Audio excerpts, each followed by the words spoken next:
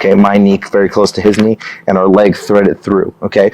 The reason why we would switch to either crisscross or a double 50 is because we can finish it backside and we can also finish it belly down, but so you have the option to be able to finish here or belly down, and the reason why we can finish here is because if my training partner tries to straighten his leg and push into me and start coming up on top, I can always push back into him, okay? And we can start coming in and rotating our shoulders, okay, our chest rather down to the floor and getting a finish here, okay, with this backside position. And you can do that with that crisscross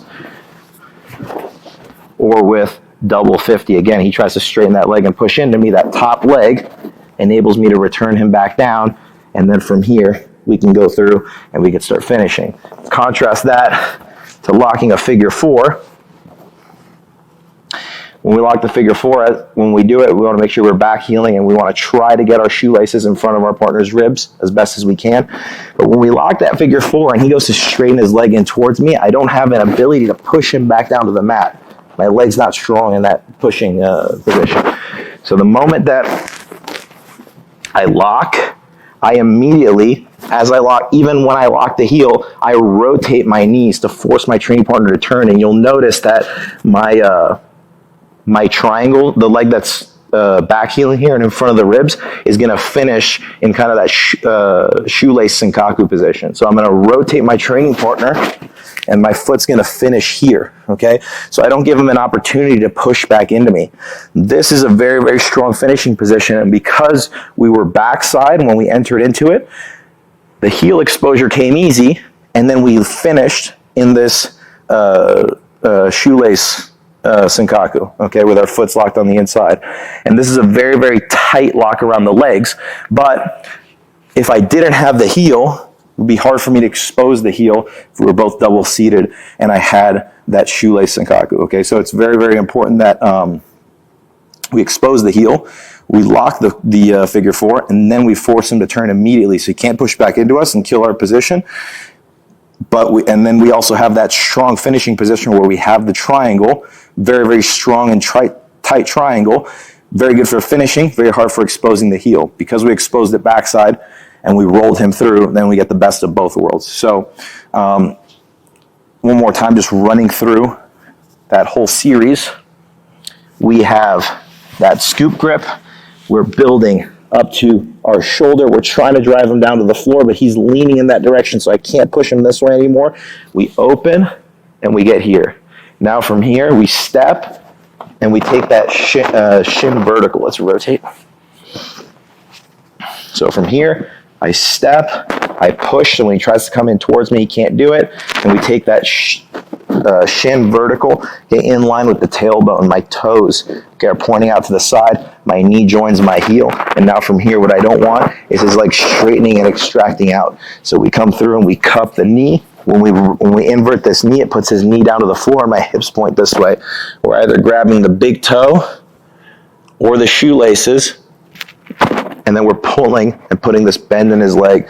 I push the ankle, and I pull on the knee, and I back heel with this leg. Okay, so when he tries to pull away from me, he drags me along the mat. Just go ahead and pull me a few times. You'll see that you have a very, very tight connection. Now, right from here, grab the toes, trap them, expose the heel. And from here, we focus on the heel exposure first because you're backside, and then we can decide where we want to put our legs. Okay, the benefit of going to double 50 or this crisscross position is that when he tries to drive back into me, I can always return him down to the mat. In addition, if he decided to try to spin, I could also finish it, okay, in a double seated position. I can keep my legs in either one of those two configurations, and from here, still, okay, finish.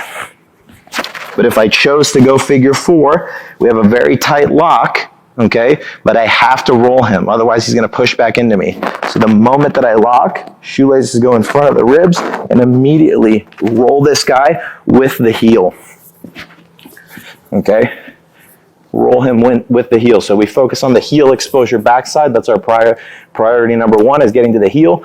And then from here, spinning him if we choose to lock, okay, this shoelace senkaku. And you can see that my foot gets trapped okay, underneath my training partner's thigh, which makes it a very, very tight lock, okay? But if I didn't have the heel from that backside position, then it would be harder for me to actually expose the heel. I'm kind of stuck in this position.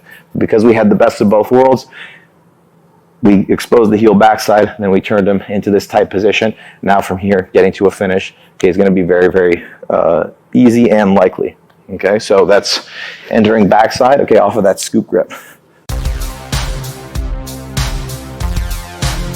All right, guys, now let's look at dealing with an opponent who's putting heavy pressure on us, okay, from the knee shield, okay? Oftentimes you go against opponents that they want to make you carry their body weight, okay, in these situations. Oftentimes what he'll start doing is they'll start sprawling this hip down, okay, and they'll start bringing their head across to this side. And what this does is, we talked about, remember, head position, right? This is going to put a little bit more weight on this forearm. And yes, I can hold the guy off from here. It's going to be hard for him to just, he can't